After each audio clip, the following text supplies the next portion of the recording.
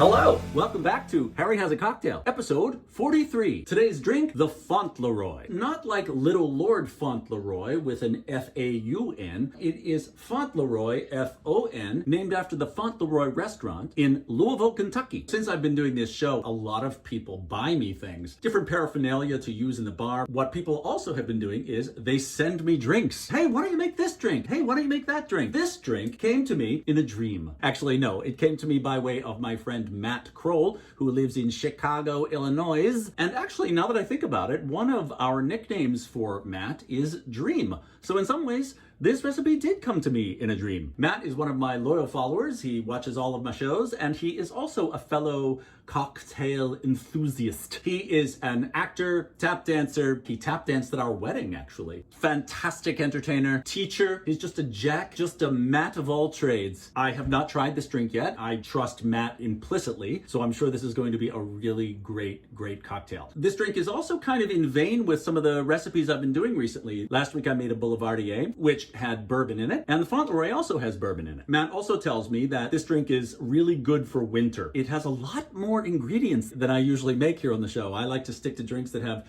about 3 ingredients, maybe 4. This drink has 6 ingredients. How will we cope? Let's see what goes into the Fontleroy. First, we have bourbon. Next, we have Saint-Germain. Or if you want to anglicize it, it's Saint Germain. Elderflower liqueur. It's quite sweet and floral. Looking forward to it. Next, we have simple syrup. My friend Michael is usually angry with me if he thinks that I buy simple syrup. This is not store-bought simple syrup. I know it looks that way, but I actually made the simple syrup and I poured it into an old bottle. Simple syrup is made with equal parts water and sugar. You basically melt them down together and I pour them in this bottle and you got simple syrup. Simple syrup. Simple to make, simple to use. And the last 3 ingredients are lemon juice, a sprig of rosemary, and an egg. We actually won't be using the entire egg. We will be using the egg white. I haven't done an egg white drink in quite a while. Probably not since, I don't know, sometime around episode, let me see.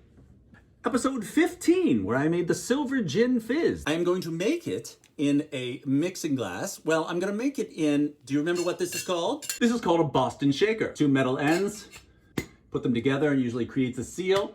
I'm gonna use this with a mixing glass because I thought it would be nice to go ahead and show you everything that's going on because we have quite a lot to do in this mixing glass and I don't want you to miss it. All right, let's get right to it, shall we? Here is how you make a Fontleroy. First, we are going to take this sprig of rosemary. This is pretty long. I'm going to break it in half.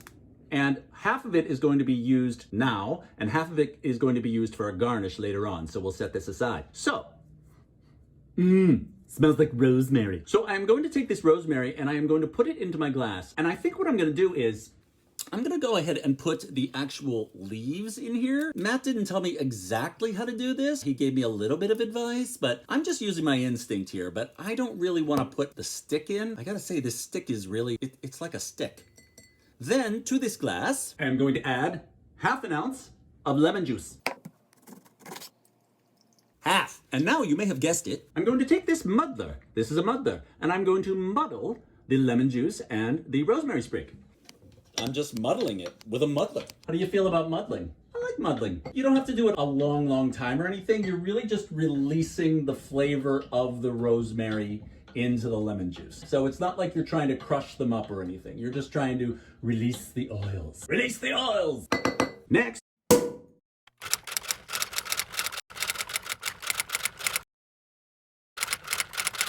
Next, we are going to add 1.5 ounces of bourbon. 1.5. Next. Oh my God, I haven't used this Saint Germain in so long. You know how sometimes if you haven't used a bottle of liqueur in a very long time, it was basically glued shut. I really don't use Saint Germain very often. 1 ounce of Saint Germain. Saint-Germain or Saint Germain. Such a pretty bottle, isn't it? 1. So pretty. Next, half an ounce of simple syrup. Half. Next, maybe a little bit of a tricky part, if you're not a baker, we are going to add an egg white. Now, do not do this over the glass. Do it over a separate bowl because you don't want any of the yolk going into this drink. Here's how it looks. Let's try to do this. It's always quite tricky. I've seen Paul Hollywood do it many times on the Great British Baking Show. Paul Hollywood usually just puts this into he sort of tips it between his fingertips. That's probably because he's just doing it very quickly and doesn't want to deal with the eggshells. This is how my mother taught me. You do it between the 2 eggshells and you just let the egg white fall into the bowl. Now you're going to add that egg white directly to the glass. Egg white! Now fill your mixing glass with a crap ton of ice. As you can see, it gets a little bit dicey there when you first add the ice. I used a little bit too much drama, gusto, and flair putting my ice into that liquid, so be very careful because otherwise it'll go all over the place. And now, you're gonna shake the crap out of it for about 20 to 30 seconds. So this goes on top, and then you create a seal. Wanna make sure it doesn't come out. And shake. Woo, it's getting frothy. My seal came apart. There, that's better. Okay, now, if you have a good enough seal, you usually have to tap it against the counter like this, just to loosen the seal. You see how frothy it's gotten because of the egg white. It's a little bit messy too. Now, very quickly, some Boozy Lore. Boozy Lore! This is called a Hawthorne strainer. It was invented sometime in the early 1800s at the Hawthorne Cafe in Boston, which no longer exists, but the Hawthorne strainer still does. This has been Boozy Lore. Boozy Lore! Now you're going to double strain it into a chilled coupe glass. Oh, it's so chilly. As you can probably guess, you're going to double strain it. So here is this strainer, and here's the Hawthorne strainer, because what do we not want in our drink? Pieces of rosemary. Exactly. So, Hawthorne strainer goes on the glass, this strainer goes here. Ooh, that looks nice, doesn't it? Pretty. And finally, you're going to garnish it with the second half of the rosemary sprig.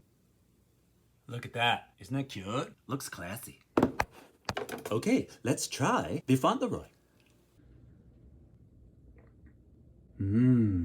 Oh, Matt, this is nice. This is really nice. One of the first things that comes to mind is, wow, I'm not even sure how to explain it. Matt, this is why we call you Dream. This is so tasty. I can't even get over it. As I said about the Boulevardier, this would be a really, really good drink for those of you who think you're not into bourbon or say you don't like brown liquor, because I honestly can't really taste the bourbon in this. I mean, I can because I drink bourbon, but the other flavors in this are so lovely. It's like some kind of, I'm stumped. I'm kind of speechless to describe exactly what might be similar to it. The egg white gives it a nice frothy layer on the top. It does have sort of a floral quality to it, but it's not perfumey. It almost kind of tastes like some kind of Christmas pie? Is that a thing? Something that you serve at Christmas time or Thanksgiving, sort of in dessert form. This definitely feels like a dessert drink to me. It's sweet, but it also is savory because of the rosemary. The rosemary is really subtle.